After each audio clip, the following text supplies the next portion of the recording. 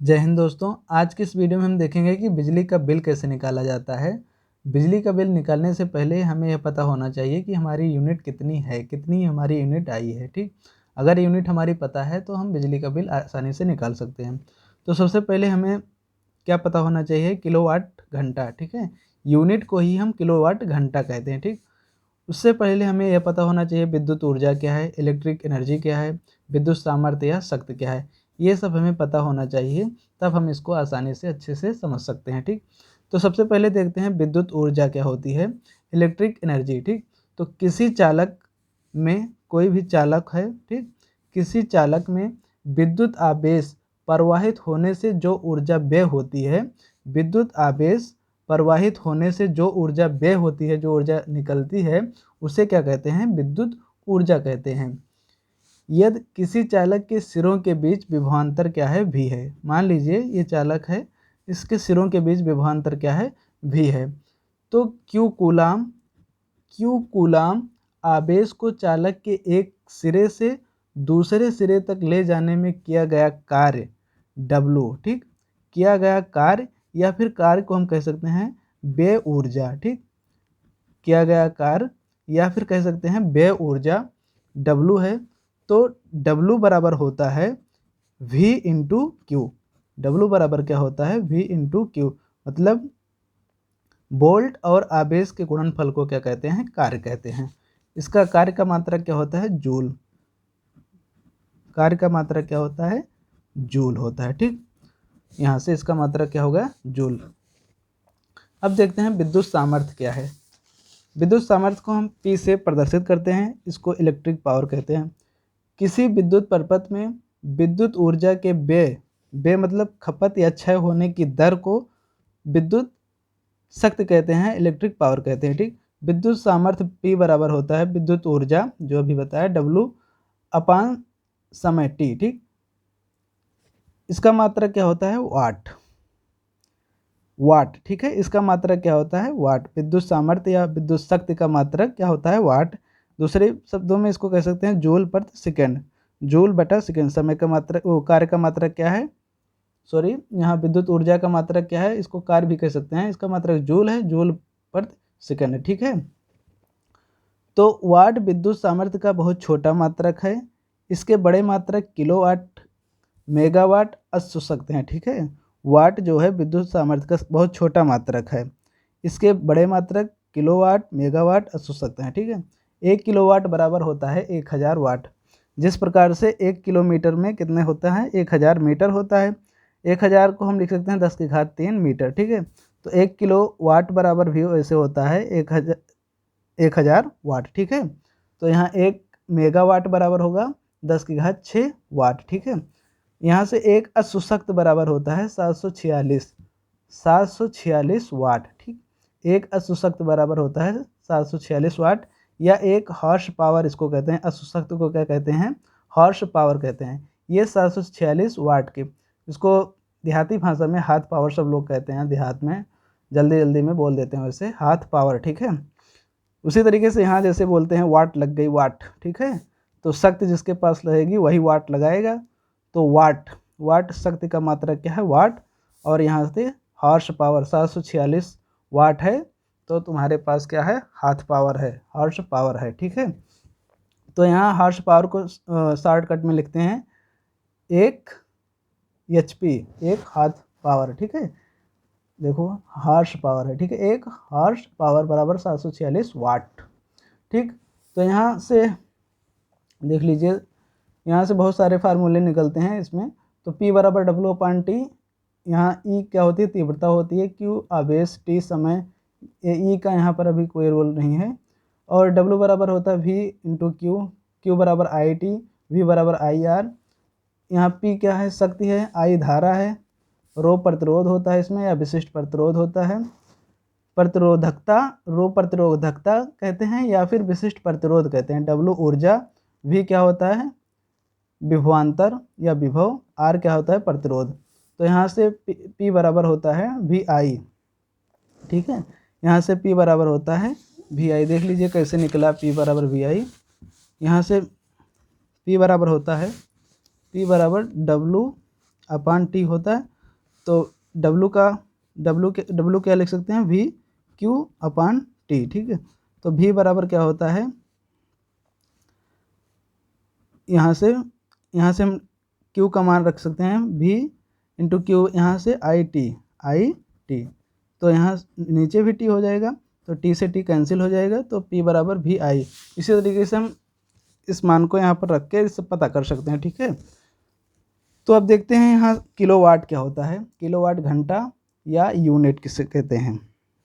देखिए व्यापारिक या ट्रेड कार्यों, व्यापारिक जिसको ट्रेड कहते हैं, कार्यों या मकानों में व्यय होने वाली बिजली का मूल्य वैद्युत ऊर्जा डब्लू के आधार पर निकाला जाता है, ना कि वैद्युत शक्ति के आधार पर। जो बिजली का मूल्य है वैद्युत ऊर्जा के आधार पर निकाला जाता है, ना कि शक्ति के आधार पर।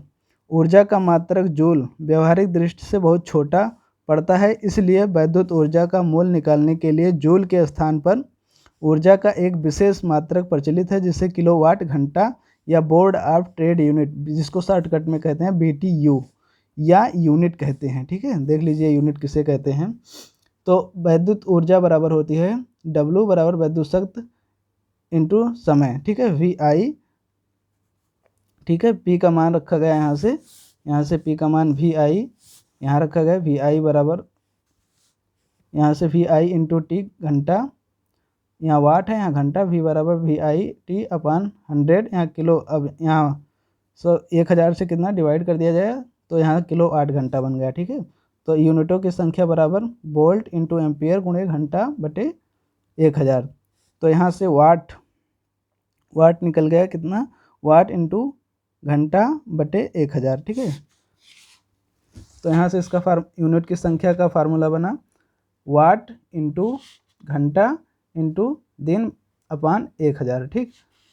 तो यहाँ से देख लीजिए 1 किलोवाट घंटा बराबर कितना होता है। 1 किलोवाट घंटा बराबर 1 किलो वाट इंटू 1 घंटा। 1 किलोवाट मतलब 1000 वाट, ठीक है, इंटू 3600 सेकंड, 3600 सेकंड, ठीक है। 1 घंटा में 3600 सेकंड। तो इसको जब शॉर्ट करेंगे तो 3.6 गुणे 10 की घात 6, देखिए 1 2 3 4 5 5 घात यहाँ हो गई और 1 दशमलव यहाँ आएगा, तो 10 की घात 6 हो जाएगा जूल, ठीक है।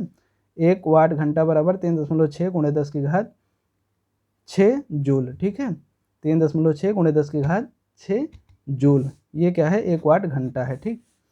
तो यह है यूनिट की संख्या का फार्मूला, वाट इंटू घंटा इंटू दिन बटे 100, ठीक है।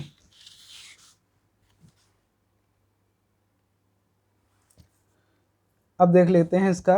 देखिए यूनिट के आधार पर घर का बिजली का बिल निकालना, ठीक है। घर दुकान मकान कुछ भी हो सकता है।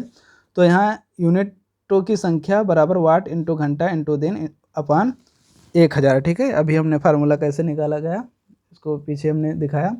तो यहाँ से या यूनिटों की संख्या बराबर वाट इंटू घंटा इंटू दिन इंटू बल्बों की संख्या इंटू नहीं अपान, ठीक है, भागे 1000, ठीक। तो जैसे मान लीजिए एक घर में 60 वाट का विद्युत बल्ब प्रतिदिन 4 घंटे जलता है, तो 30 दिन में कितनी यूनिट विद्युत ऊर्जा खर्च होगी।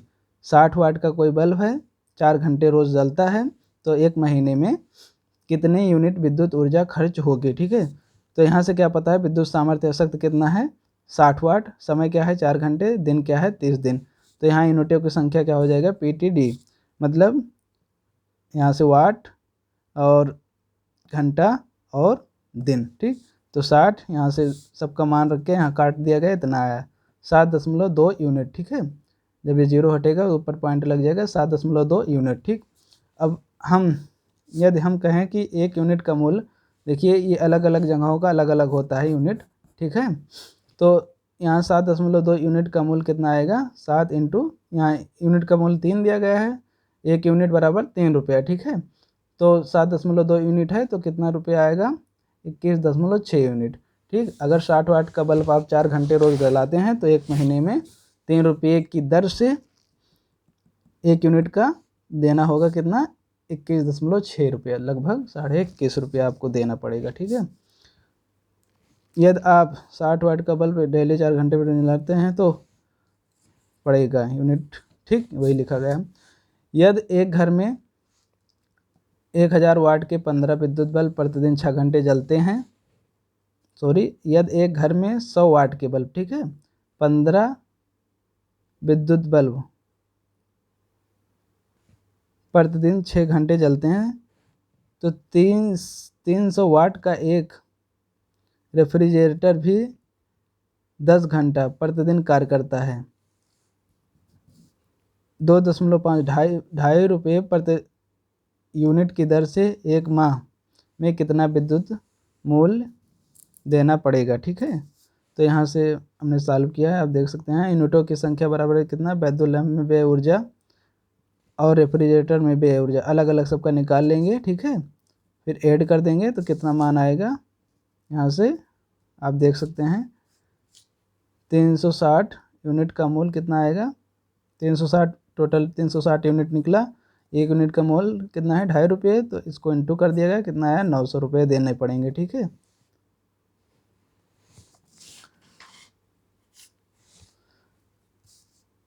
आई होप आप समझ गए होंगे। मिलते हैं नेक्स्ट वीडियो में। जय हिंद, जय भारत।